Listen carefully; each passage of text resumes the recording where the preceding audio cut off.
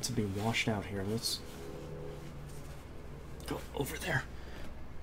All right, hi, we're live. Woo! Let's actually double check. Oh, and I should open up chat. That would help. Let's do that. Okay, let's retweet. Nope, that one. No, nope, not that one. PUP and one of them. There we go. Alright, we're live on YouTube. It is choppy on my computer, so hopefully it's not choppy elsewhere. Dashboard. Boop.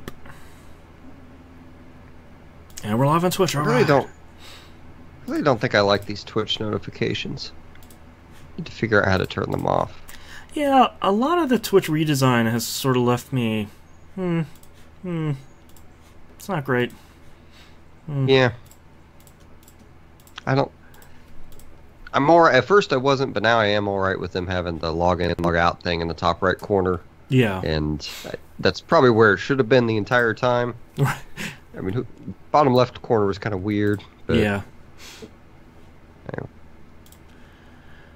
Oh, boy.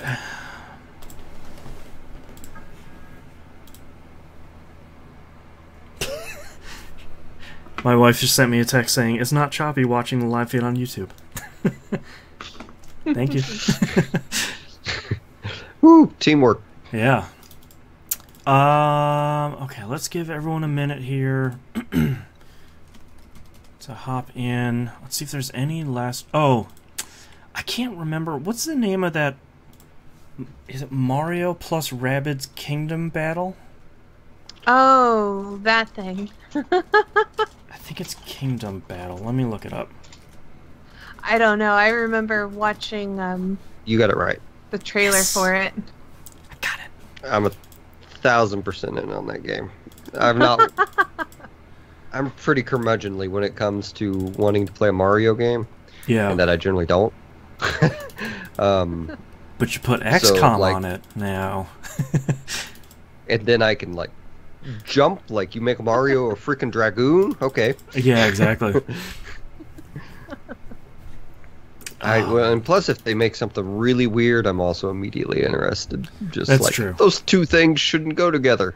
Yeah, you got chocolate. Actually, one of my issues. It's actually one of my issues with what's that game that I love, but I have issues with. It's the game dev story.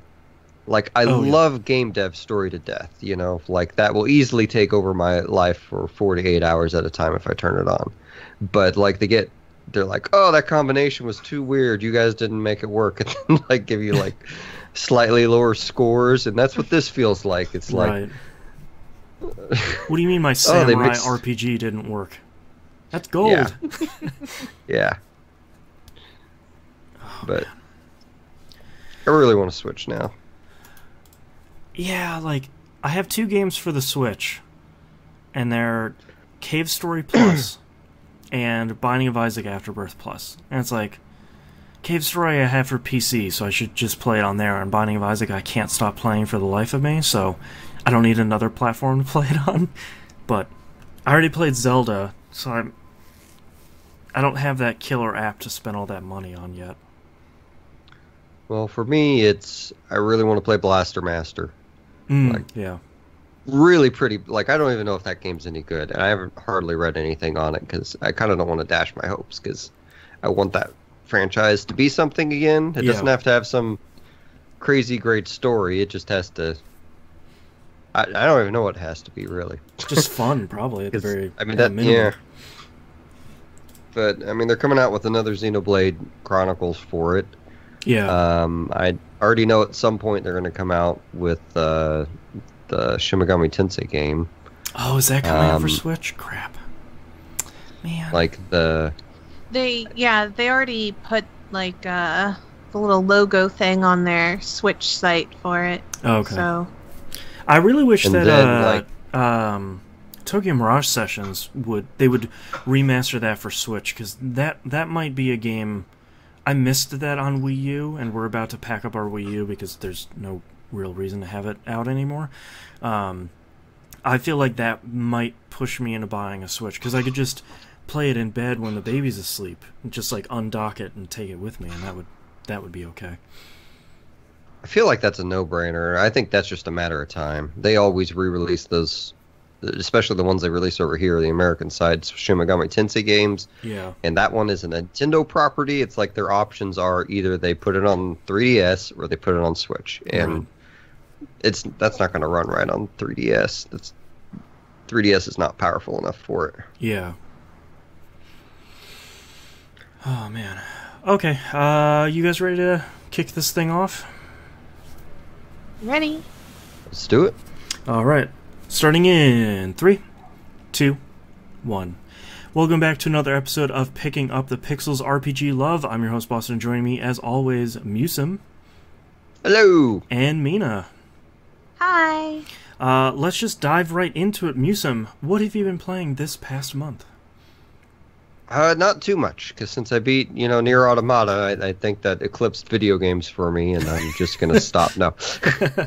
It's, I don't know, that game does make you feel like you need to probably get out and live a little bit more, but it's, I played a tiny bit more Nier Automata.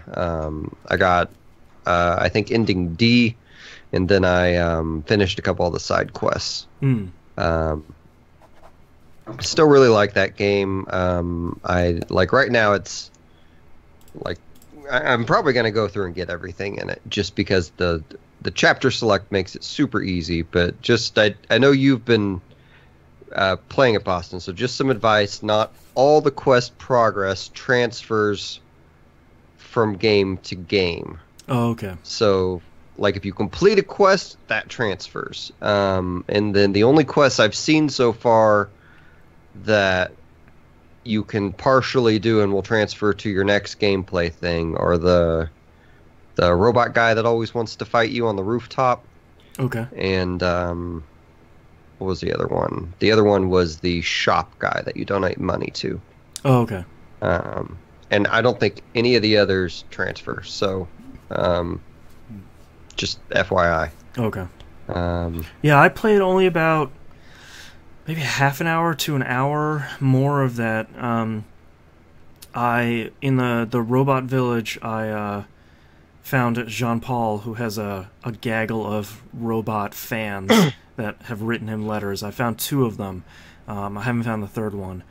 And I went to the desert area to rescue the robot sister of this one robot, and then she wanted to know how humans make babies on the way back. And that was really entertaining, watching these 2 androids just, evade this question from a robot. I did want to ask you, I forgot to ask this, is there a fast travel system in the game? Yes, it unlocks in the story at some point with the save point stations. Okay, I must not have it yet. It's not a super great, there are a bunch of save point stations, so it's not like the perfect look at the map, point at where you go, and then warp. It's go to the save station and then transport to the next save station. But you must not be too far from it. If you've seen the robot village, because that's after the desert, isn't it? Yeah, it's like the desert and then the amusement park and then the robot village, if I remember correctly. Okay, so, and after that you're going to go to the forest. Okay. Is your next locale. That is not really a spoiler at all. Yeah. Well, it's we were joking about it on TVGP. It almost feels like a 16-bit platformer where it's like, I'm in the ruined city, and then I go to the next screen, it's a desert. I go to the next screen, it's an amusement park. It's like all these little, these broken up stages. Yeah. It's sort of like, I like that all of these things are different, and I enjoy that there's no real break between the two. It's like you turn a corner, and out in front of you, you're standing in between 2 ruined buildings, and out in front of you is a desert. It's like, that's pretty, all right, that's cool. You're not gonna waste time with any sort of traveling or anything. Yeah. So, that John Paul quest will be a lot easier to deal with. Yeah. once you get there, you may as well wait till you've like at least gotten to the forest, like partway through the forest before you really start thinking about side quests. And even then, like there are a few of them that you really need to be level 50 plus to tackle, so you may as well wait till a second playthrough kind of thing. Okay. So yeah, I wasn't really worrying about them too much because I feel like that's one of the things that made me stop playing the first Nier was, well, I've got this one playthrough and I've got to complete as much as I can. It's like, just, you can do that on another playthrough. Like, you don't have to worry about doing a lot of this stuff. And it seems like the rewards aren't super great anyway for some of the side quests, at least the really early ones. So I'm not really worrying about it too much. Just trying to, do stuff as I go. So something else I noticed recently that I feel like I'm a complete moron for not noticing earlier is whenever you go to equip your plug-in chips, right? Yeah. I didn't spend a ton of time with that. Like I would just go in and I'd equip some things and then leave. And what I didn't realize is that, like, let's say you have an HP +1 thing, right? And you equip that in, and then you pick up a bunch of other HP +1s. Every HP +1 you get has the chance to take up a different amount of space in the equip thing. And that number to the right in the brackets is how much space it takes up. So, like last night while I was waiting on a game to download, I went and just kind of re-equipped my guy and managed to get on like 2 extra mods, like just by going through and around. finding the lowest value. And then I went and sold all my extra mods and wound up with like over 100,000 in money. Like, okay, well that's good to know. I didn't know because I'm picking up, I'm picking up some like small XP up or small attack up, and I've got like 4 or 5 of them, and I never really went in to look at what that number in the parentheses was next to them. I sort of assumed, oh, I'm going to pick up a small attack up. They're all going to be 5, for example. I didn't realize that they can be different. That's good. Yeah. So that's. Yeah, because some of them were like they were huge. And I'm like, oh, I'm never gonna equip that. That like because I have all the space unlocked. I'm like, that takes up like a fourth of my space, like doing this +6 version. And it's that I can find other ones. And you can fuse them too at some point. I don't know if you can do that yet, but I don't think so. I didn't spend a lot of time with the fusing because I don't think I care about min-maxing the game because I feel pretty powerful and pretty casual as I play it. Like I'm not worried about dying or having to keep my reaction time up or anything like that, So were you playing on normal? Stressing about it. Yeah. I have actually been thinking. I've been playing stuff more on my Vita remote play from the bedroom once we put our daughter to sleep. I've actually been thinking about, because there's a bunch of chips that are only available on easy, where it's like auto lock on, auto attack, auto shoot, that sort of stuff. I'm thinking like, man, I really need to finish Nier Automata primarily for the story. The gameplay is good, and I like playing it, but I don't care about it as much as I care about this, weirdly philosophical android robot story. I'm sort of thinking about, because the Vita doesn't have the 4 shoulder buttons, obviously. It would be sort of a bear to play that game on normal or higher. Sort of thinking about, pushing that back down to easy, equipping all that auto stuff, and kind of enjoying the story more than anything else. Well, and that might, here's the thing. At some point, you're going to unlock an ability that no mods do anything for, and you have to play with that ability a lot. It'll be in the second playthrough. Okay.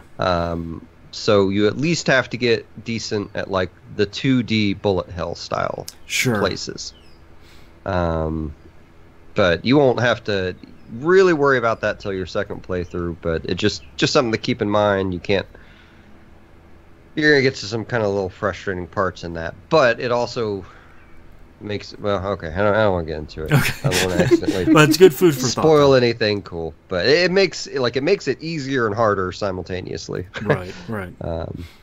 But yeah, I really like that game. I love the music in it. I hope you keep on trucking. Like, just know that the first playthrough is the blandest one. It's the one that is meant to deceive you, right? Right. It's before the stuff, the true game starts unfolding. Yeah. Yeah. Once you start getting the other perspectives, like everything just... I mean, that game is so tightly written. I think in terms of the story it's intending to deliver. But let's see. I also, of course, kept playing Fire Emblem Heroes. So I'm sure no one remembers me, but the last past I talked about how much I hated the wedding characters. And, right. I remember now that. I have like 3 of them.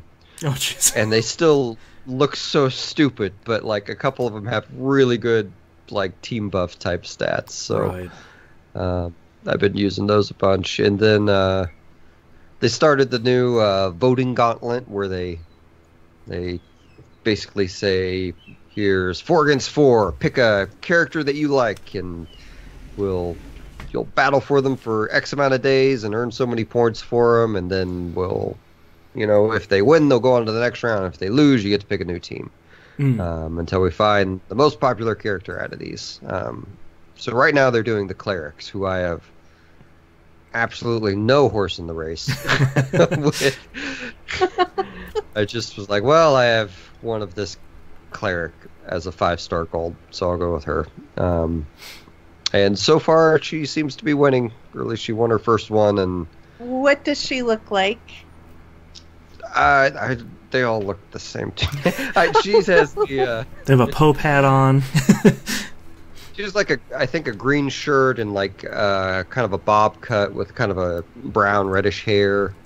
Her name might be Priscilla. That's her name. Oh, okay. Maybe it's not a bob cut now that I'm looking at it. But she has like the Valkyrie feather thing, but I actually have 2 of her 5-star ones. I have like 30 or 40 5-star guys now. I have so many. Wow. It completely reversed from last time, where it's just like, here, have like 3 or 4 5-star guys.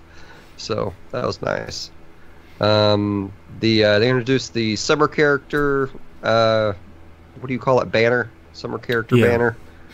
So this is 2 guys and 2 gals in their swimming trunks. Which is a little, like, one of them's Tiki, and that's a little okay, I won't get into that. Is it young Tiki or is it older Tiki? It is older Tiki. Okay. It is a Tiki that I don't think normally exists, to be honest with you. The most adult-looking Tiki I've ever seen, I will say that. But I don't know, they have a funny story where, like, one of the characters, they made up for this game is, her goal is to get pictures of all of them. So, it's just kind of her going out to the beach and going, I want pictures of you, and then hijinks, and then you're in battle with them kind of thing. So it's short. That old chestnut. Got some piece of humor to it. So, and then the other night, I was debating on what to play next, and I didn't feel like I'd been playing a non-RPG in my off time, Wolfenstein. I don't know, I felt like playing something new or something different, and put up a vote on my Twitter, and 4 of you said Witcher 3. One of those was me. I downloaded and installed Witcher 3. A friend Trent from Tiltcast a while back got it for me for my birthday or something like that, and nice. I've been meaning to play it and just hadn't. I actually thought I had it installed when I put that up there, but I was wrong. And then I found out that Doom had expanded from its initial 47 gig install to around 70 or 80. Every time they put out a patch for that game, it's like 12 gigs. It's just like, just cool it, man. I don't need all these multiplayer maps. Seriously, they need to have an option just to turn that off. I've never even tried the multiplayer. Come on. I'm sure it's fine. I don't have time to be good at multiplayer right now. Gotta go. But anyway, so I started Witcher 3. I was very drunk when I started it and only got more drunk, which is probably not the best way to start Witcher 3. Man, that tutorial must have been a little rough. Yeah. I use your cat eye vision. It's like, blah. Oh, God. It took me a little while. I actually stayed in the little practice match you have at the beginning, like for extra time to try and Yeah. cement some of the moves in my head, like the hand sign or the magic sign stuff. I still don't quite understand, but I understood enough to do a side quest. So I got past that initial intro part and went to the first village. And, excuse me. Then got a quest for someone to. I forgot the details, but I basically just went over to an abandoned town where there was a day witch, day ghoul, day something. One of those, yeah. A nooner. I don't know what she's called. Yeah. A noon wraith. That was it. A noon wraith. And at first I couldn't hurt the noon wraith. I didn't know what was going on, and then it popped up. Look in your bestiary to figure out how to damage stuff. I looked at it. It's like, use this sign against her. And I'm like, I have no idea what this sign does. Cast. Oh, it's a circle on the ground that she has to walk into. Oh, and now I'm out of magic and she hadn't walked into it yet. So you were mirroring my Witcher 3 experience at the beginning. It took me a real long time to get those signs down, too, where it's like, okay, I got to use this one, and then she's got to walk through this one so I can hurt her, but once she does that, I should do this one to trap her, and it took a real long time to, get... Because I never played the first two, because I bounced off the first one very hard. I finally got it, but it took me a real long time, and a couple battles like that, where I'm like, okay, she killed me, alright, now I know what I need to do at the very beginning, like, if I chug one of these potions to have me damage her more quickly, and I'll use this sign, and okay, cool, I got it this time. But it took a while. Well, and I didn't die through it though. Nice. Like, I couldn't damage her, and then Jake was in, because I was streaming it, so Jake was in the audience and mentioned that there were 3 giant circles on my map. So I'm like, okay, I'll run to those. And so I started running inside the buildings away from her. And by the time I got out of the buildings, I could cast the thing again, and she solidified, and I hit her a few times, and she went down early, the first time. Because that quest is, you knock her out temporarily, and then you have to solve how to get rid of her permanently. Oh, right. Which was, I thought, a really cool sequence. Because, you got to use your Witcher vision to kind of follow the trail, and then I'm just going to spoil this quest. So it's a year. Did it come out last year or the year before?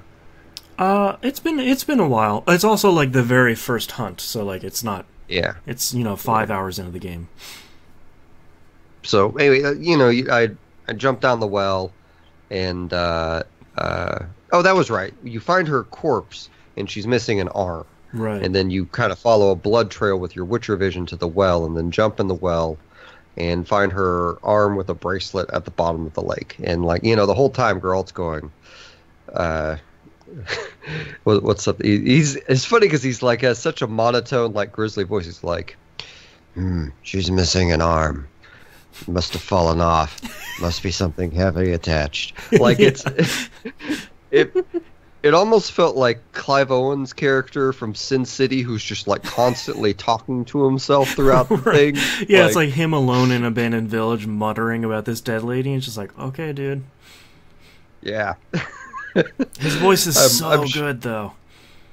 I'm sure I will get used to it. It's, yeah. Anyway, so I find my way up. I found some extra stuff, and then, it mentions that I might want to make this one potion to go fight the Noon Wraith when I go to burn the corpse with the arm. Mm-hmm. And go to my potions menu, and that potion is not listed. Uh-oh. So I must have missed a tip, but it's okay because I beat her without it, and it was fine.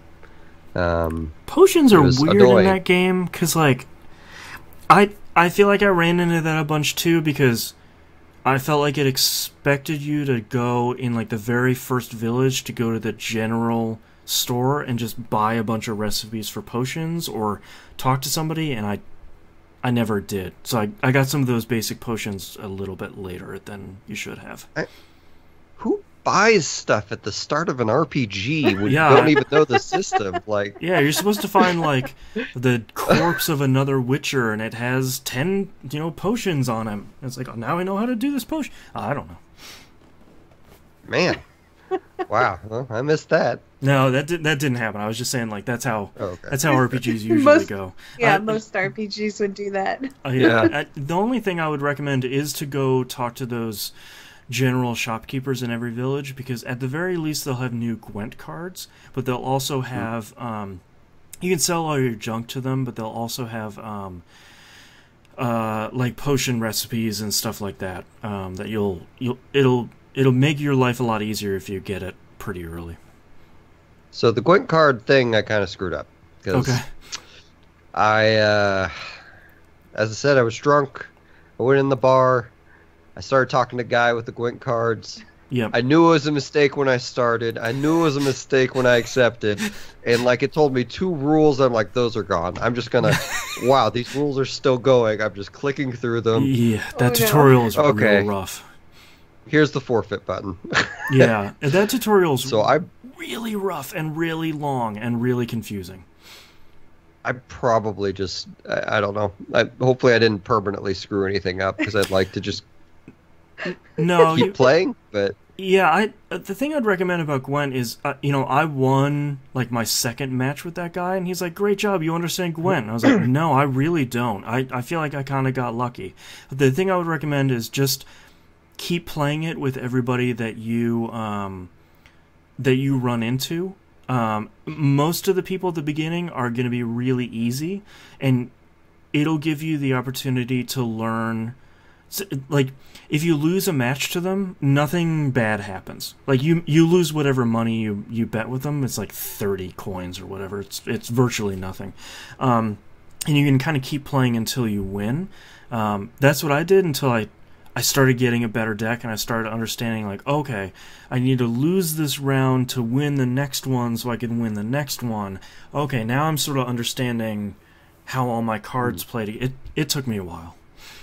Gotcha. Well, and I may, because my past habits with card games in video games is I just play the card game once I start playing it. Right. And Triple Triad. Yeah, exactly. Was Triple Triad Final Fantasy 9? It was 8. Tetra Master was 9. Yeah, that was my jam, was Tetra Master. 8, I remember, like, I liked both of them, but 8 I think I was fairly obsessed with. 8 was an obsession for me too. Yeah. Until that inevitable moment when you have to spread the random rule, and then it's... Whoa. Did you not have to do that? Like, I thought that was inevitable. But... Well, the thing is like the game kind of forces you to, but there are ways to like kind of round up the rules back up around. It's certain people will activate the rule spreading stuff, so you can kind of avoid them the best you can. Okay, well, good to know. The other thing I'd recommend about Gwent is whenever you meet someone for the first time that will play Gwent with you, there's a quest early on where it's like, oh, you can win special cards from these 5 people or whatever. Try and get those as early as possible, because not every character is going to stay around for one reason or another. And there's a tournament later in the game that is a Gwent tournament. You don't have to win, but a lot of those cards are going to come in handy for the tournament. Okay. I'll learn that. Honestly, I'm probably... Like, it was really hard not to just start going to all the question marks on the map and actually go to the next story point. Because I went through a few of the question marks, and it worked out. It's like, oh, here's some ghouls or wolves or something, and I guess they're going to settle this town area again or something. I guess that might have been there's a monster den quest I accepted somewhere. Well, and then, like, it's funny, because, like, I did that. Oh, no, that was it. There were ghouls there, and then I killed the ghouls. And then townspeople showed up immediately and started rebuilding the town. And then wolves immediately showed up and started attacking the townspeople. And they killed one of them before I got them all. But it was... Some of those ones where you clear out a monster den and like a city appears next to you, that was always really weird, because I never understood when it was going to happen. I cleared out and people were like, all right, we got a town going. Like, here's the lumber mill. It's like, when did... What? You're welcome, I guess. So the other thing I think I would be mistaken to not mention is the game is freaking gorgeous. Like even on my ancient Radeon card, like it is. Like there's probably plenty of criticism for the character models, but like the world and the lighting effects and just like all the amount of detail just everywhere, like it really kind of makes me raise an eye at Bethesda and be like, man, why haven't you guys upped your game in these departments? Like your games are pretty, but they aren't like, here is a very distinctive cornfield that a worker's working in. Like your corn is just these weird objects you can grab. This actually looks like a real cornfield. Right. Yeah, like after playing Witcher 3, you go back to looking at Fallout 4 and you're sort of like, especially from an open world standpoint, Witcher 3 just grabbed me. There's so much interesting stuff to do in that world that grabbed me much more than Fallout 4 did. And do you have the Game of the Year edition or just the base game? I have the Game of the Year. Okay, so I liked the Hearts of Stone DLC a lot. I thought that was a really cool, pretty tightly told story that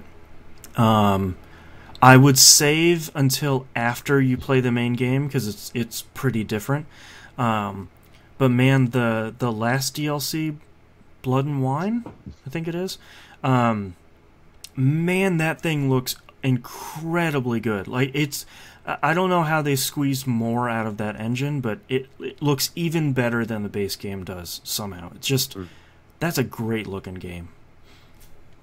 Yeah, I really like it. I look forward to playing more, and in a way, it actually even gets me more excited for them doing Cyberpunk, just because I never played Cyberpunk back in the day, but you know what? I'm down with the concept, and I'm down with this company churning something out. So, but that is the only RPGs I have played this month. All right, Mina, what was on your plate this past month? So I guess I'll get the mobile game out of the way. I was playing a lot of Brave Exvius, Final Fantasy Brave Exvius. Yes, my Brave Exvius expert over there. I got is that a 5-star pull or like a 6-star pull I got? So that would be it's called a 5-star base pull. Okay. It's a base 5. And what they did for the anniversary, because this is the 1-year anniversary that's going on, is that if you do a 10+1 pull on the specific anniversary banner, you're guaranteed to get a 5-star base. And for reference, because it's very easy for a lot of people to be like disappointed with whatever they get. The real truth is that any base 5 is going to blow pretty much anything you pull out of the water. Yeah. Especially for a brand new player. So right away it's pretty amazing. I replaced a really underleveled and underpowered Fran with a 5-star Lightning. I was like, my team's great now. Yes. Yes, and what's really nice about a character like Lightning or Luneth is that they come innately with dual wield. So for a brand new player to pick up either one of these characters, they already will feel stronger than most characters because they can equip 2 weapons at the same time. Nice. And their damage output gets higher. Yeah. They have some drawbacks. I think the drawback is that they hit their ceiling early. Whereas like other characters have like a much higher ceiling, but it's really hard to achieve their ceilings without the equal amount of work. So the trade-off here is that I feel that new players would like a Lightning or a Luneth more than some of the other units that people go and talk about the meta being much better with those units. Right. So I'm of the opinion that was a perfectly good pull for you, yes. Boston. My team is now looking adequate. There are a couple other things that came with this particular anniversary thing.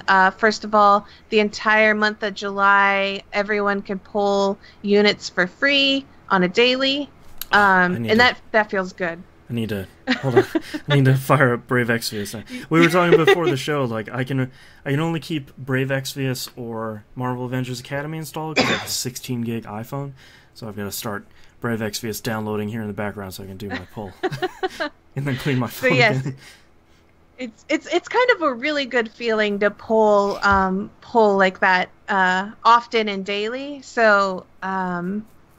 The banner that's running right now is the Final Fantasy X banner, which has Waka, Riku, and Titus, or Titus if you want to say that, as the pulls. Titus is the base 5. Riku is a base 4, but she is an amazing unit. Her LB basically brings in graveyard teams.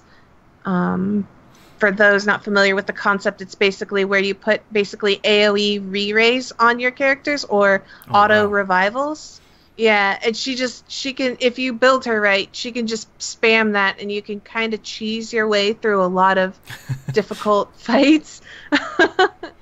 And so she's highly rated as a really good unit. So a lot of people are spending their tickets on trying to pull her exclusively, like they really want her. There's so many things going on with the anniversary. They introduced some exclusive stuff to the global version of the game that do not exist on the JP version.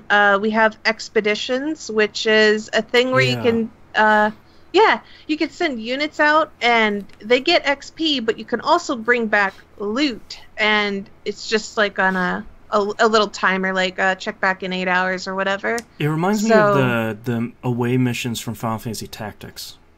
That's exactly what it's like, actually. Yeah. That's what their goal was, and they get some XP along the way. So if you have like some units that you're just like, well, I need my main party to be active and doing stuff, but these guys probably, can just get some extra XP on the side. You can level up, level up my Ariana Grande. Exactly. She's actually pretty useful for some of those missions because they need like a bard or somebody who can play instruments, and she is like the best one, so you can send her out on that. So there's a lot of cool stuff they added to Brave Exvius. I still like it a lot. I think that I've gotten my time and effort rewarded back from this mobile game over the other ones that I've played.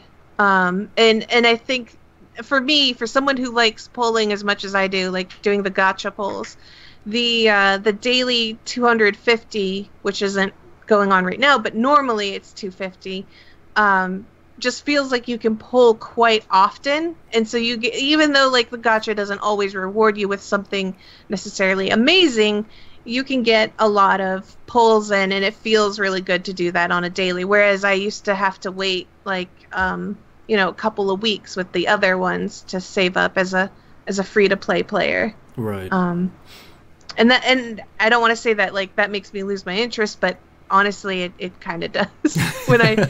When I see all these cool, I'm like, oh, look at this cool stuff I could be pulling on and have a shot at, and then I can't because it's like, no, I won't have enough to pull, and what if the next banner's better? I should just not. And then the whole free to play sort of aspect kicks in, and you just kind of feel bad. Yeah, that wall shoots up in front of you. Yeah, so I like it. But that's enough of Brave Exvius. So the other thing that came out and pretty much hogged like any remainder of time I had is the expansion for Final Fantasy XIV, Stormblood. So right off the gate, I was part of the early access, and there was a lot of I don't know how to put it, like a lot of complaining or frustration from a lot of players because pretty early on into the expansion, there was an NPC that when you tried to converse with, the game would kick back and not let you do it. For a while, a lot of people thought this was being gated because of like too many people connecting, or one, like they had a lot of reasons to think of what it was. At the end of like 3 or 4, might have been 4 or 5, I don't remember specifically, they shut down the servers, and when they shut down the servers, what they found was they were still getting people trying to hit the servers, and that's when they figured out that they were being DDoSed. Right, I heard about this. Yes, but so a lot of people expressed frustration because they were like, you should have known you were being DDoSed, and like just and I know, right? I don't think you know how the internet works. that's what I tried. I was like rubbing my head and thinking to myself, like, people don't understand how the internet or the servers work, because they were like, well, first of all, Square had just started using brand new servers in expectation for this launch to be, you know, the way it is, try and make the server lag and latency better or whatever. Just they tried improving and upgrading the servers. Right. So there was, you know, they were kind of thinking, well, is it the servers? You know, so they were trying to figure out what the problem was, because they were receiving a lot of people trying to access the game, and they weren't sure if it was because of the early launch having like too many people at it. They weren't sure if it was the new servers, and just like they were going back and forth on all these things, but they also don't want to take down like the early access and prevent people from playing, because you can still do stuff in the game, you just couldn't do those particular things in the game. And you paid for the pre-order, so you know you paid for the privilege of doing this stuff early, so you want to be able to play it. Right, so like they made the executive decision, let's not take down the servers, let's keep trying to figure out what we can do. We can try, like, they basically tried funneling the allowable amount of people to play to basically get past this one roadblock in the way, so that way like some people could get through, but a large majority could not, and this led to a lot of frustration. And right. It was frustrating for me, because I'm trying to explain to people that this is just how it is. Yeah. But oh god, I was losing it. You have no idea, because just hearing people try and talk about how like Square is big enough that they shouldn't have launch problems with an expansion. They're big enough that they shouldn't have DDoS attempts. They're big enough that, and all this stuff like people talk about frustrate me, because it's incorrect. It's like their MMO is big enough, they shouldn't have launch problems. I don't understand why this is a problem. Like, no other MMO has launch problems like this, and it's like, oh, I'm just like, I want to like shake something, because that is not true. That is so not true. Every launch game has so many problems. Like, I tried telling that to someone, and they were like, well, that was several years ago. That we are now in year 2017. We should not be having launch problems. And I'm like, this is how it's going to happen. Well, why didn't they test for it? Because you can't test this many connections to a server across the world. You know, I've been on the receiving end of DDoS attacks, and the hard part is like, you know, in modern days, obviously, developers they account for that, and they build in their infrastructure to be able to repel as much as they can. But I mean, it's like water, you know, a dam overflowing with water because there's too much rain. Like, at some point it just gives, and you've done everything you can, and there's too much data, there's too many connections. It's just, that's how it goes. You build a wall, and you know, depending on how many connections of data is coming at you, it's gonna get beaten at some point. Either they give up or they beat it. So that's the unfortunate reality. Exactly. And I tried discussing this on forums. I tried discussing this with people in game. It ended up me just basically trying to tell people to stop yelling, and people yelling louder because they were being told to be stopped. And the Techie Man in chat says, "Hi, Pandaria, Draenor, and Legion." Yeah, like, yeah. If it, you know, even Blizzard money can't beat, you know, either launch problems or DDoS attacks. You know, like, it's That's going to happen. And then 2 days later, no one is going to DDoS Final Fantasy 14 because it hasn't launched lately. You know. Well, that was the thing that I tried explaining to people because they were frustrated. Several people were like, people aren't going to play this game anymore because of these problems. Nah. And my response is like, in about a week or so, everyone will have forgotten all about this and we'll all be playing this game and it'll be what problems? We don't remember the problems because people didn't remember Heaven's Ward, people didn't remember 2.0, and people sure didn't remember 1.0. Yeah. But there were people who couldn't log in to the game on some of those, and people were logging in fine to these. The problem was people were getting disconnected, but nobody remembers these problems. Besides me. Remember that one Christmas just 2 years ago where both PSN and freaking Xbox Live were down? Yep. People don't remember that. Yeah. People don't care. It happens, look at every, even first-person shooters have these problems. Every single EA launch with any of the Battlefields. Those are always, aside from internal problems aside, they never anticipate their server load, you know? So exactly. The thing I've been seeing about Stormblood though is, once people have really starting to dig their teeth into it, is that it's really good.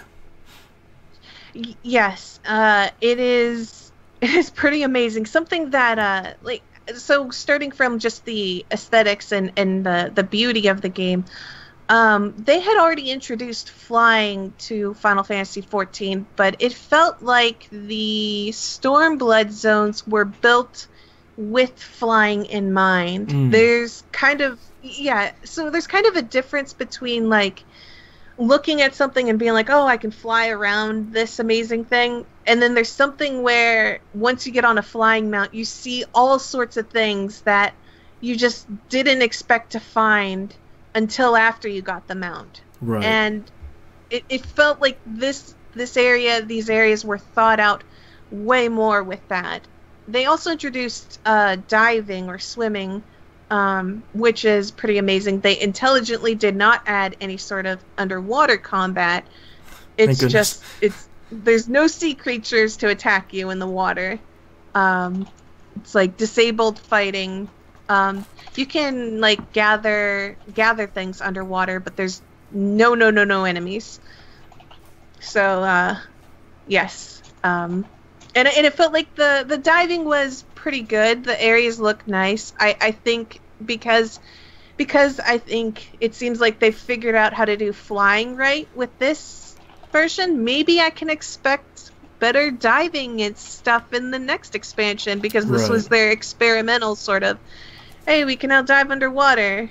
But I felt like every dungeon they had added to this game felt pretty dang good and awesome. I don't want to spoil any of the dungeons for anybody who's interested in playing the game, but it just, the very first dungeon, which is for the expansion, felt like kind of like an adventure across something rather than just simply I'm entering a temple, fighting all the monsters in the temple, and then I leave. It felt more like a trip across a place and an adventure. I don't really know how to describe it, but once you play it, you'll get the idea. And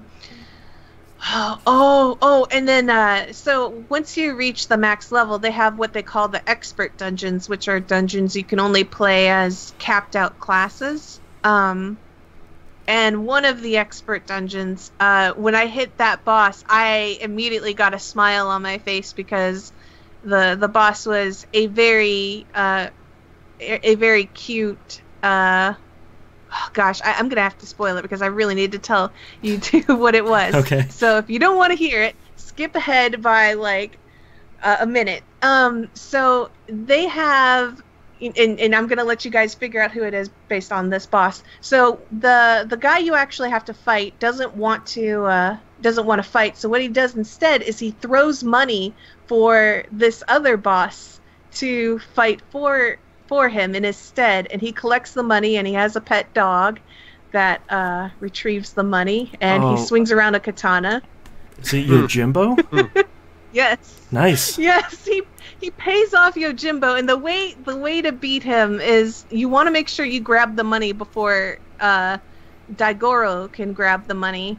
Oh. So that's fun. So you have to. Yes, it's very fun, and it's amazing because the damage he does is based on how much he's collected. So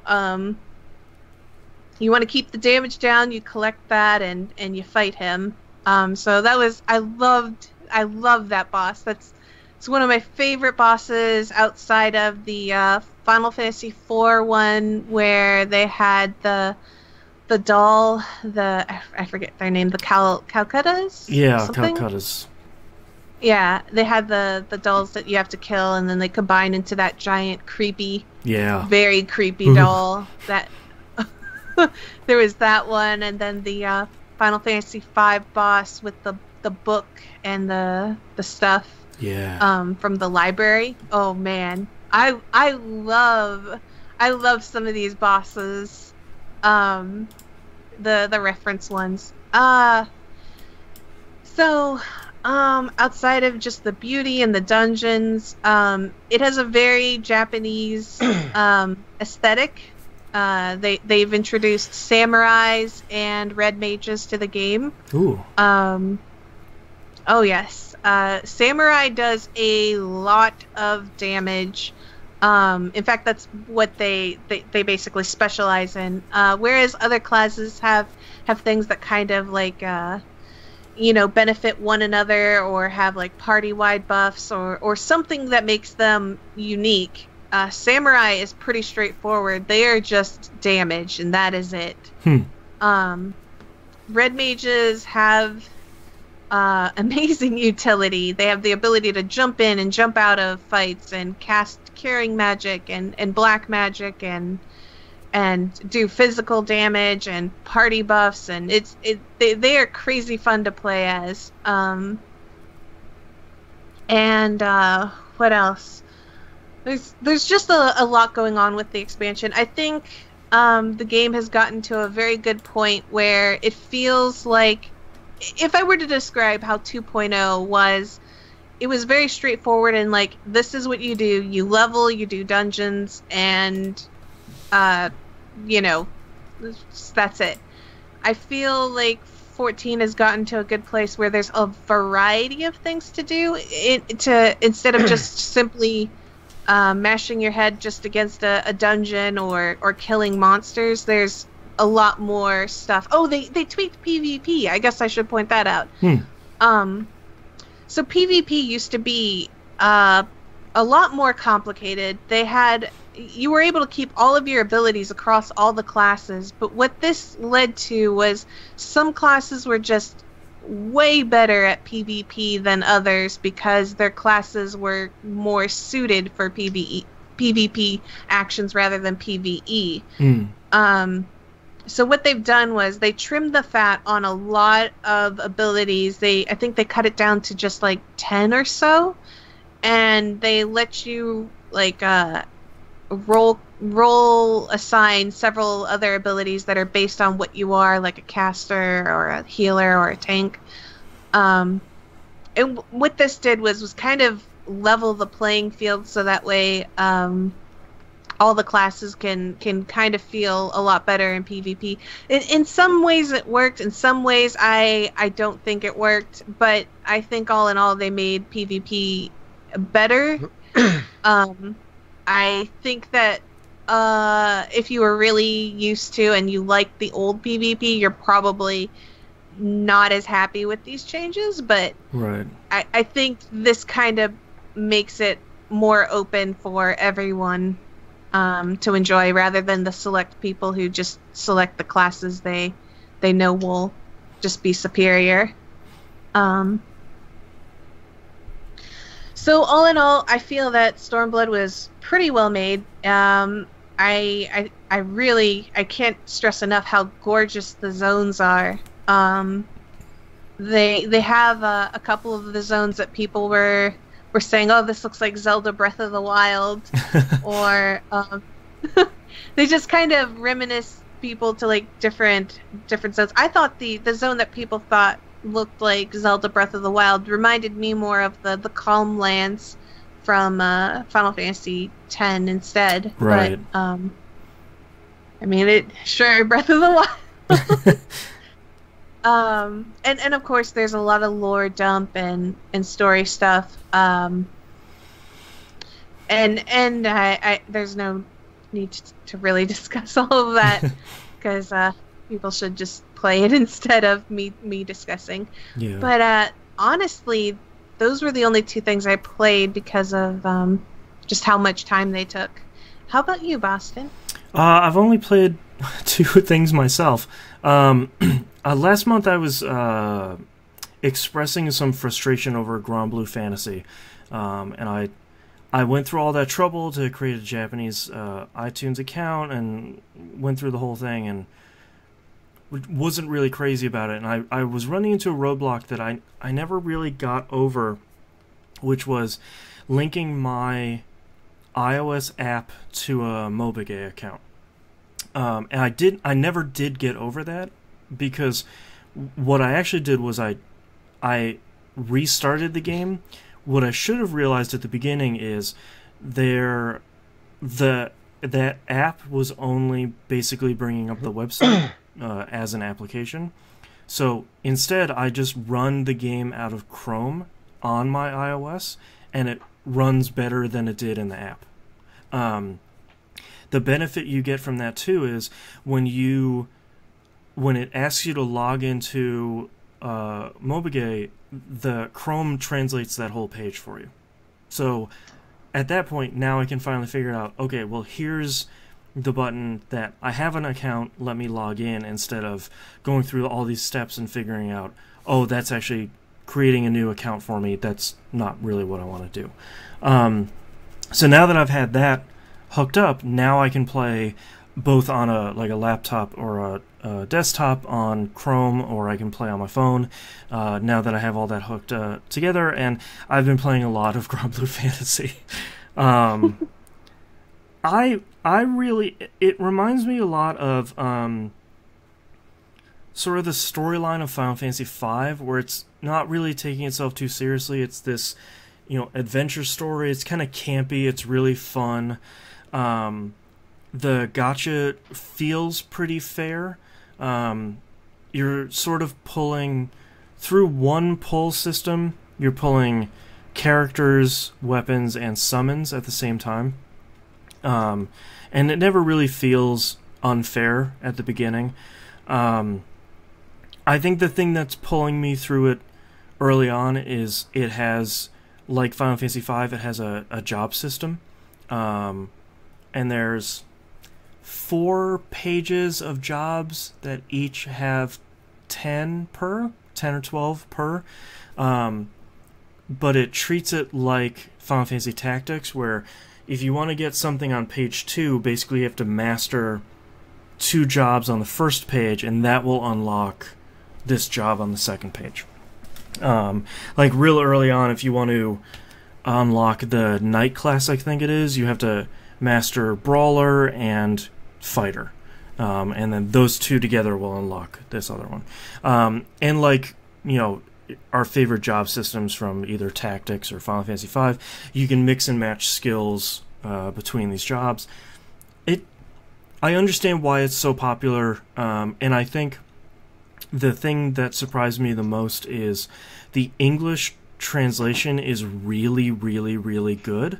And every time they launch a new event, it has the English translation day and date, and all of the stuff that's written is really, really well done. And it still boggles my mind why this game isn't available outside of Japan. I mean, it's easy enough to sign up for a Mobigay account. You can Google that, and there's 500 pages that'll show you how to do it. And it's easy enough to start out with Grand Blue Fantasy, but I feel like it's like there's 3 options: Mobigay, Gree, and something else. I feel like the only reason it hasn't come out here is because none of those login systems are available here. because otherwise I feel like it would do really well, and I can't spend any money on it because I don't have it hooked up to anything. I don't have a Japanese credit card or anything, which is good at the end of the day. But yeah, Grand Blue Fantasy is really good. I would really recommend it. It's very generous at the beginning, giving you a lot of free pulls and giving you a lot of stuff to get started.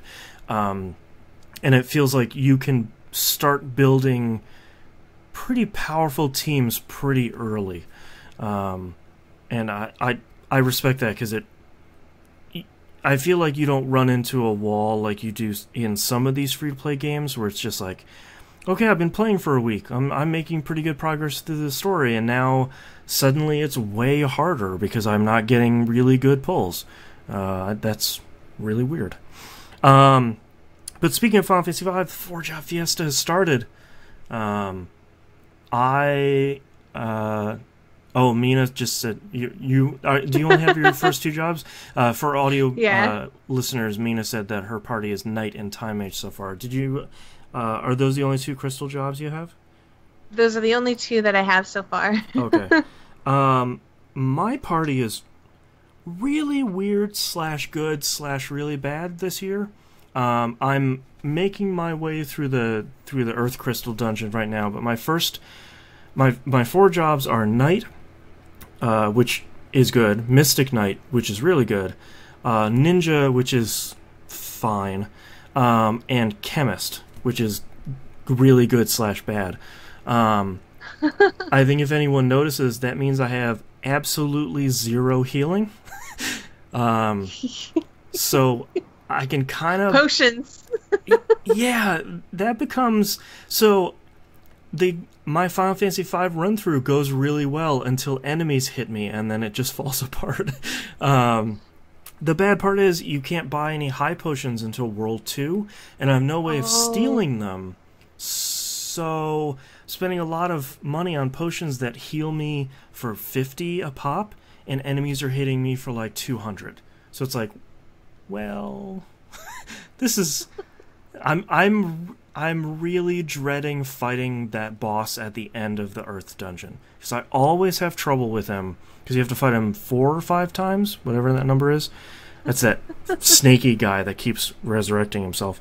I feel like that's going to turn out... Now you get to do it without healing. Yeah, I get to do it without healing. I get to do it with magic, but that's...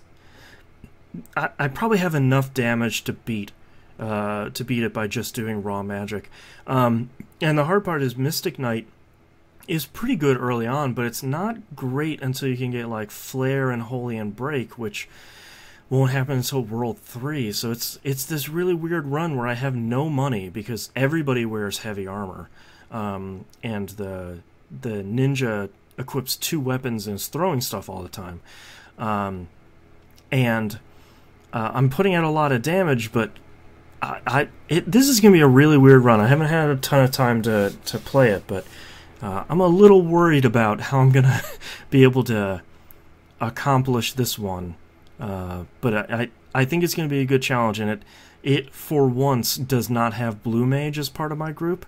So I'm secretly pretty happy about that, because I think I've had Blue Mage for like the last 4 or 5 years, and that it's really good, especially on the Game Boy Advance version. But I desperately needed something different, and apparently the run I got was a no healing run, so that's definitely different. Boy. But that's all I've been playing this month. I haven't had a ton of time to play anything, so let's take a break. Okay. I'm playing a lot of Marvel Puzzle Quest, but Match 3 games don't really fall into the show. I might take a look at it. It's really good. I've definitely gotten to the point in Brave Exvius where I am so into the meta that I can pretty much sit from a top. I don't know how to describe it, but it's like I don't want to say that it has a wall, but what I will say is that there is a healthy castle that once you're inside this healthy castle, you don't ever have to worry about being kicked out of the castle. Right. Like you get powerful enough that it's like, yeah, I'll be any event that's coming up. I'm gonna be good. Yeah, there's actually no reason. Like anybody who looked at the stuff I own would say there's no reason for you to pull whatsoever for the next year or 2 years. And then it's like, well, I know, but I enjoy pulling. So. Yeah. Did you hear me? Did you hear Musum and I talking about Puzzle Quest before the show, or is that before I looped did. You? No. I heard about it, and I was kind of I was listening. Yeah, if you do, because I didn't like Avengers Academy. I'll say that much. It looked rough. Yeah, if you do hop into this, join the Alliance, because it basically you just get free in-game currency every day for doing nothing. So that's always a bonus. Let me type this in. Oh boy. Let me check tweets. I don't think we have any tweets. Nope. We do have an email. And an exclusive thing for people to listen to while they're watching this is... Excuse me. I am really tired of Time Mage. This is the 3rd year in a row of Time Mage, and I am tired of it. God, Time Mage is so hard at the beginning of that game because, like, basically until you get Meteor, like, that's a reason. It's so hard to play because it doesn't do anything. There's no damage. Haste is fine, but it's not that powerful in 5 as opposed to a lot of the other Final Fantasy games. Slow doesn't really do much in general. Stop never works. Just smacking people with rods. I was about to say the rods is basically where I get most of the damage out of the Time Mage, but can the Time Mage break rods? I'm tired of it. I think they can. I think so too.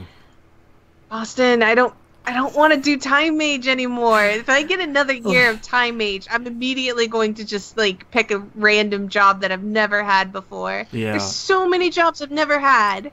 I actually let me look up the Hannah. Because he got a really... he pulled Berserker, and he's like, well, I'm going to just do job fair. And I was like, no, wait, hold on. Berserker's not that bad. Like, late in the game, you can take care of the... the rune axe underflow.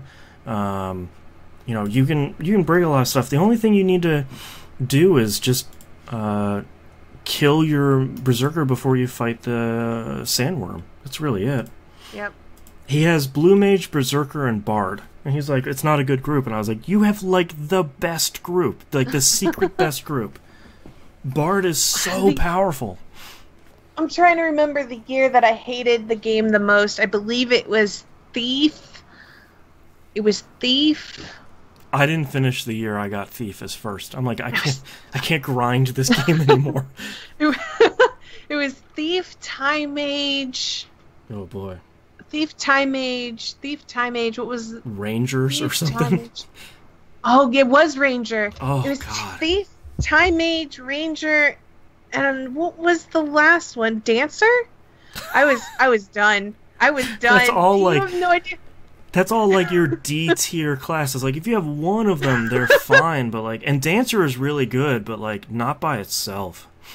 Well, I remember unlocking Dancer, and I was just like, I'm really tired of this game at this point. Yeah. It has beaten me. Care. God. The year before that was, and I remember this because this was an exact copy of a team that you had. It was like Blue Mage, Time Mage, Ninja Samurai. I believe you had a year that was exactly that team, and that was the same team that I pulled that year. I completed that year. The year before that, I don't remember what it was, but I'm done with Time Mage, man. If it comes again next year, nope. Yeah, I was hoping that he would. I was hoping he would have had the time to upgrade the site. before this year's run. I know he said he wanted to, just to make it a little bit more friendly and make it easier to like look up characters. The one thing I'd really like is, I hope he has the old data. I really wish you could look at somebody's Twitter account and look at their past runs, because I don't think you can do that right now. I don't think you can, but I specifically remember this team because I remember listening to your podcast about it. Yeah. And you were talking about how you got Samurai, and you were like, well, that's just how I'm going to win the game with money. Yeah, like I'm going to use Zen and Nage the whole game, especially on the 4 crystals. Yeah. You know, like that's one of the... having played Final Fantasy V so many times, with the party that I'm at right now, I'm thinking like, okay, how am I going to fight the Earth boss? How am I going to fight the 4 crystals? How am I going to fight, like, all these bosses that are really hard, like Catastrophe? And I'm like, God, how am I going to do this? Like, it's going to be really friggin' tough. And I don't have time to play Final Fantasy V, so I don't know. I just want to see what my crystals are. I might just do that, so that way I know. Yeah. If I have Ranger Dancer, I'm nope. Yeah, that's why when I got my fire job and I got ninja, it's like, okay, I really need to know what my 4th job is before I continue, because if it's something totally BS-y, like I don't have time to beat my head against this wall. And I got chemist, so of course I'm gonna be able to break the game. So I guess I'll continue. Man. Alright, you guys ready to wrap this thing up? I am ready. Yep. Alright, starting in 3, 2, 1. Let's talk RPG releases for July 2017. The only game that seems to be coming out, but the most important one, Final Fantasy XII, The Zodiac Age, comes out for the PS4 on the 11th. Yes! Woo. Did you read the interview Jeremy Parrish did with... I can't remember, one of the developers. The 2 producers, I think it was. Yeah, that was a really good. Interview, because I forgot that one of the biggest things that they made, one of the biggest changes they made to this, it's almost exactly the International Zodiac job version, whatever. It's almost exactly that, but now each character can learn 2 jobs. So they have 2 license boards that they can do. So if I remember correctly, now you can cover, between everybody, you can cover every job. So you're never really left out in the cold. So do you choose their initial jobs? Okay, so I guess I'll explain this. And what it is when they start out with certain abilities or skills or whatever. Like, I believe Vaughn automatically comes with steel and some such. I believe Fran has like maybe like a fire magic spell or a thunder or something like that. She comes with some black magic. Yeah, but they don't really have a class assigned to them. You will hit a point in the game where it's like, okay, you may pick your jobs now, and you can start selecting jobs for them. Once you pick the jobs, though, it locks in, and you cannot change that from that point forward. You have locked into those jobs. Yeah, it's not like Final Fantasy V where you're sort of mixing and matching and all that stuff. If I remember correctly, the reason why they did it was so that is like the same thing that I did, is you get your group that you like, and everybody gets everything on the license board, and everybody's sort of exact. So you pick the group you like, and that's the group you're running with the whole time. And with this version, they're really encouraging you to say, okay, now this next boss is going to be flying, so you need to take these 3 people that are that have these jobs and they're equipped to fight this next boss that is flying, or like these hunts you're going to go chase down, so you want this group that's going to be better against them, as opposed to just locking in your 3 peeps and just running the whole game with it. So. Yeah. That also sounds intimidating, in that, like, what if you make a bad choice on assigning someone a class? Well, okay. Well, there is the plus side to this. So because they have it set up this way that you can only pick a certain amount of jobs, when you take a look at the license board, you will see huge amount of gains for whatever you assign, like large stat boosts. it's really hard to mess up. Like, I remember, and like the only way you could truly mess up would be if you made everybody a single type job or whatever, and basically, you know, cause your own undoing. Pretty much, if you were to just look, like even in the original one where you could only assign them one job, if you had just assigned all of them to one random job, but not the same ones, you would actually be perfectly fine, most likely. It sounds scarier than it is. Yeah. And plus, ideally, ideally the goal would be, and I don't know if you can remove Van from the party, but the ideal thing would be to assign Van and Penelope jobs that I never want to use, so I never use them. Yeah, exactly. I mean, like, yeah, I hate those characters. That's my group from Final Fantasy XII is Bosch, Fran, and Balthair, because I kick Vaughn and Penelo out of the group as soon as I can. So, like, it's pretty easy, because when you look at the jobs, some of them don't make sense. I'm curious to see how they're going to translate them this time, because last time there's like machinist was, you know, the translation for red mage. It's like, well, that's weird, but you know, you're gonna have your fighter, samurai, white mage, black mage. You know, you're gonna be able to pick, like, okay, well, I have to have a white mage, I have to have a black mage, I have to have a fighter, I have to have an archer, you know. And then thankfully, with everybody being able to double up on jobs, I think there's only 13 jobs and there's 7 party members, so I think you can cover all of them. Okay. So then the other question I have is, the original game on the license board, after you beat the summons boss, you could then buy them on the license board for that character. Right. So, if this license board works the way that I think it does, I would like to point out that whoever you okay. Oh, so this is where the tricky part comes in. So you can only equip the Esper onto one person, okay? Right. So, like, you can only grab one of them for like, a person can only have that one, or they could have 2 or 3 or whatever, but they can't share this across somebody else. Like, you can't both have Belias or whatever. One of you can have Belias. Now, certain boards lock out certain abilities that can only be connected by an Esper. So if you don't have that Esper or that summon or whatever it's called, I think it's Esper, I don't remember. If you don't have it, you won't be able to access certain weapons, skills, abilities, or stats or whatever, because they're locked out from the Esper. I can actually show you a picture of what the Japanese board looks like to explain this better, but this is where you have to be careful on what Esper you assign to someone, if this is set up the same way as the Japanese version. Yeah, so wasn't go ahead.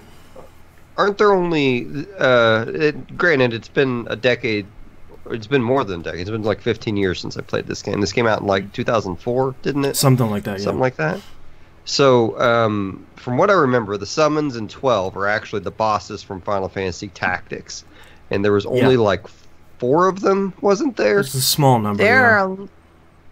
There are a lot in 12. Are there? Yes, there are a lot. Okay. I'll have to look it up, but there are very many. Okay. For some reason, I thought there was only 4. Maybe I'm just thinking of those particular boss fights. Because I remember that being an odd thing that I kind of liked and didn't like. But yeah, and they changed some of the stuff in this version too with the license board. If I remember correctly, list of Espers. There's 1, 2, 3. There's like 12 Espers. Oh, okay. Yeah. Wow, that's way more than I thought. Okay, never mind. Well, some of them are set that you only fight in hunts, like Cuckoo Lane. Like, you only fight him in a hunt after delving deep in one of the side dungeons. I remember a lot of the traditional summons are just hunts. Like, you don't actually get to summon them, like Gilgamesh. Yeah. And some of the stuff for the license board they've fixed in this version. because there were some frustrations about the, locking out certain license board stuff behind espers. I think they removed that in this version, but don't quote me on it. Okay. Yeah. But yeah, oh man, that's coming out soon. If you pre-order it, the thing I like that they did is they re-recorded the whole soundtrack with a full orchestra, which is awesome. Ooh. And the pre-order comes with a download code for the original soundtrack to unlock it in game. So that's pretty cool. So Final Fantasy 12 is great. If you've never tried it, give it a fair shot. 12 is really good. So, all right, let's move on to news stories. E3 happened this past month, and it was a veritable desert of JRPG announcements. We really only have 5 things. One of them isn't really a JRPG, but Ni no Kuni 2 got a real quick, 30-second thing. It's coming out November 10th, PS4 and PC. I keep manically checking their website and Amazon to see if pre-orders have started, because I'm having flashbacks on how hard it was to get the last freaking special edition thing, and that special edition was way good too. Yeah, hopefully they don't. Hopefully they learned their lesson from last time. But yeah, Ni no Kuni 2 looks good. I'm curious. I just read something that it doesn't have turn-based battles anymore. It's free roam action battles. So that's interesting. I'm not sure how I feel about that, but it looks pretty enough that I'll play it either way, probably. Nintendo didn't really talk a lot about JRPG stuff. They were mainly focused on a lot of Mario and Zelda stuff. But they did announce that work has started on a mainline Pokemon game for the Switch. So, hooray! Sounds crazy. Yeah, really curious to see what that's going to be. I don't... Hopefully it's not... Hopefully it is, and hopefully it isn't kind of your standard Pokemon stuff. Be interesting to see how they break out of that mold a little bit. Sony announced Undertale is coming to the PS4. Someone is putting out a boxed version of that, maybe Limited Run Games. I don't remember who. It's a pretty cool looking boxed version. Yeah. There's some pretty cool extra stuff for that. This is probably my second chance to try Undertale, and maybe I won't screw it up at the very beginning this time. Whoops. Oh man, Boston. Undertale. I made mistakes and never went back to restart the game. So this is my chance at redemption. Can I finish Undertale this time? Ubisoft finally announced Mario plus Rabbids Kingdom Battle, which had been leaked nearly 2 months beforehand, and the key art showed, Mario with a gun on his hand, and everyone was like, okay, yeah, this is weird.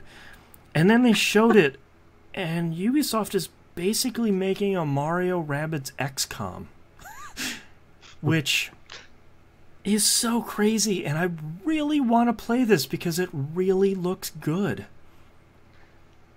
I read a reaction from the XCOM director guy. He's like, man, if I had known freaking Nintendo would go for that, I would have proposed it years ago.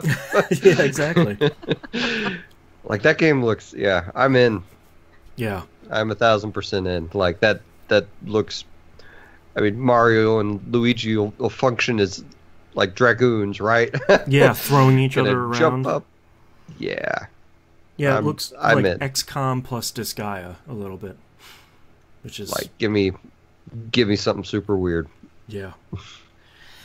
And then Atlas announces release dates for their 3 upcoming DS games. Etrian Odyssey 5 Beyond the Myth is coming out this fall.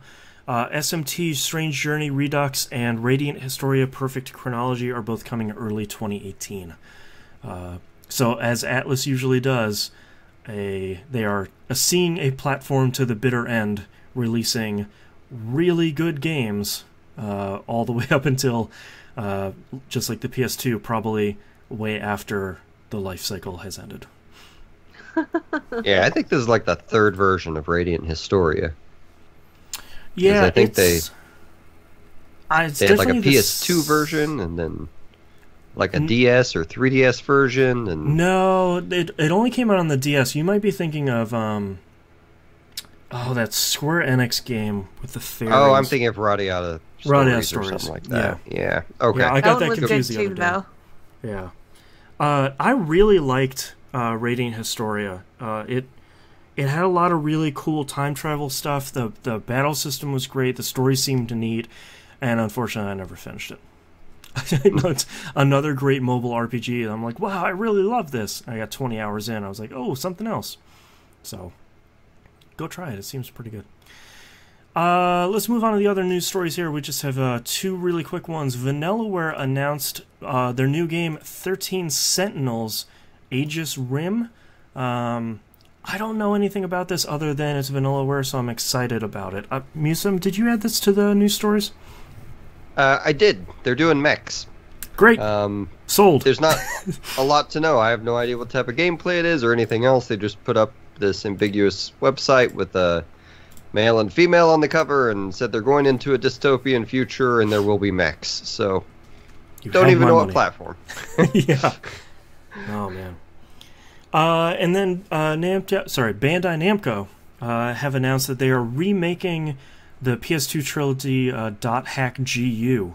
It's coming out for all three of them. It's coming out, I know, on PC. I think it's also coming out on PS4.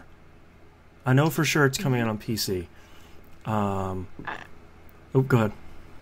I'm super excited about this one. I missed these. Gosh. I always wished that I had gone back and played them, but this might actually be my chance.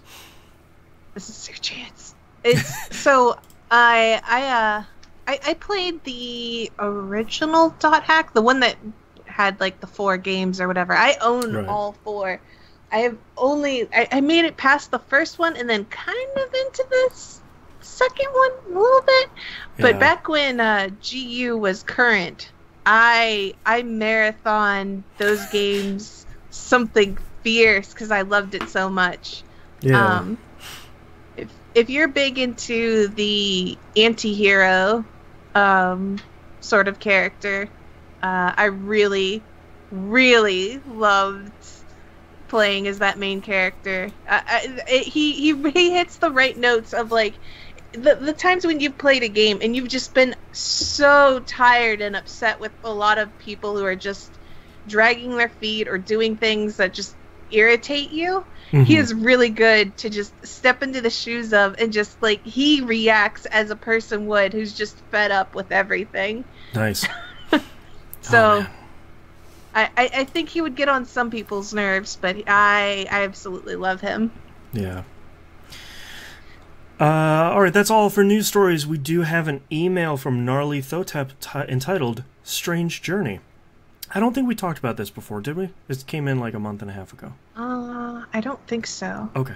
I know we've talked about Strange Journey on here, but I don't know. Yeah, and I think this is a direct response from someone who really loves Strange Journey, sort of trying to help us with Redux coming out, trying to help us understand a little bit more. He says, hey, greetings, Pupper Peglers. I haven't said that word in a real long time. I listened to Musum's talk on Strange Journey last episode and wanted to throw my qualified recommendation in for the game. This is pretty long, but I think it's pretty interesting here. I enjoy a lot of the SMT games and enjoy the wild variance in tone in different franchises. SMT SJ for the DS was one of the SMT games I've played the most due to its style and cohesiveness. For this entry, there's the usual conflicts between ideologies, but also strongly featured between technology and the supernatural. Many of the frustrations in the game, e.g. dark zones, will eventually be overcome with technology, but first you need to explore the world to find/decipher the solution. It's a game where quests involve demons that give you riddles about other demons. Both sides of the conflict lack empathy for the other side, and where there are often no good decisions, just the one you prefer. Wrap this with incredibly heavy industrial soundtrack, a difficulty that pulls no punches, yet gives you the opportunity to create the solution if you explore and pay attention, and shifting allegiances that have real justifications, and you get a game that really goes deep and dark, but also stuck in my mind more than many.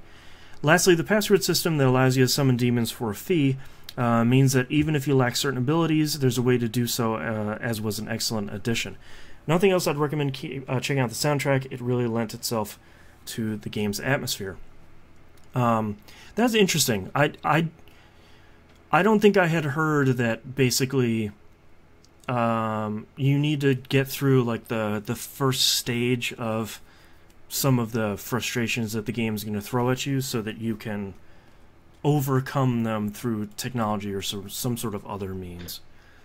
Yeah, I hadn't heard that before, but I haven't played it in years. I got like 5 or 6 levels in or something like that. So I felt like I was. It seemed at the time that I was somewhere between like 3/8 to a half of the way through the game. Right. But that's highly appealing if you can get a torch that will get you past those some of those darkness zones. But I really liked the game at the time, and I 100% agree with him on the soundtrack. Like all the Shin Megami Tensei DS games have like awesome freaking, like they're almost, it's like Japanese kind of punk metal stuff. Like Yeah. It's pretty good. Yeah, Strange Journey has a really good soundtrack. I looked up on howlongtobeat.com for how long that game takes to beat for just main story, 56.5 hours. So that's way longer than I expected, but you're going to get your bang for your buck out of an Atlas RPG. So you might spend $40, but you're going to get a ton of gameplay. As it usually I didn't is. buy it the first time around, so I'm pretty sure I'll buy it this time and sink my teeth into it. I'm trying to think if I bought it. I feel like I did buy it and never even opened it. You have to buy those Atlas games before they disappear. I played it a bunch. If I had a way to stream that, I'd be like, hey, let's just load up my last save game and get completely lost. But now you got to play Witcher 3. Yeah. God, that game's good. Oh, man. There's no way. Say this right now. There's no way I'm going to stream the entirety of Witcher 3. I do not have that No, it's so endurance. long. Yeah. Oh, man. All right, well, that's all the questions and emails this week. Thank you very much, Gnarly Thotep, for writing in. If you'd like to visit us, you can do so at pickingupthepixels.com. Tweet us at pickingupPixels, no the in there. Email us fans@pickingupthepixels. And you can find all the links and all the ways to contact us and everything else on the right-hand side of the page. Musim, where can we find you? You can buy my music at musim.bandcamp.com, and I recently broke one of my instruments, so I'd really extra like it right now if you bought some music from Buy me. the whole catalog. It's good and reasonably priced. Yeah, it's only like $9 or something, or $12, or I don't know. It's not much. Yeah. And then listen to my other podcast, the Carousel Podcast, at thecarouselpodcast.com. And Mina, where can we find you? You can find me on YouTube at Minako Rocket, Minako Rocket. And you can find my other show, That Video Game Podcast, at tvgp.tv, where we talk about these games and more. All right, well, thank you very much, Musim and Mina, for joining me for yet another month. Thanks for having us. Thank you. And our adventure continues next month. Bye. All right. We're done. Thank you very much, everyone, for watching. We had a lot of people watching this time. We'll see you same time, the first Saturday of the month. Next month. Bye. Bye.